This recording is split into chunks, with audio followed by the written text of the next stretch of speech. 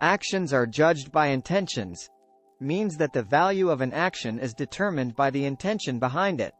In other words, the same action can be considered good or bad depending on the intention of the person performing it. For example, if a person donates money to charity with the intention of helping others and pleasing God, their action will be considered good and rewarded by God.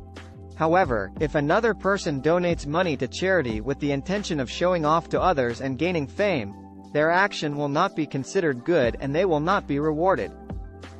Similarly, if a person prays or fasts with the intention of pleasing God and seeking His reward, their actions will be considered good and will be rewarded.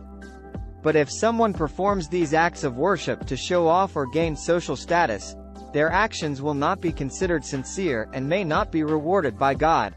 Thus, this hadith emphasizes the importance of having sincere intentions and performing actions solely for the sake of Allah, rather than seeking worldly benefits or praise from others.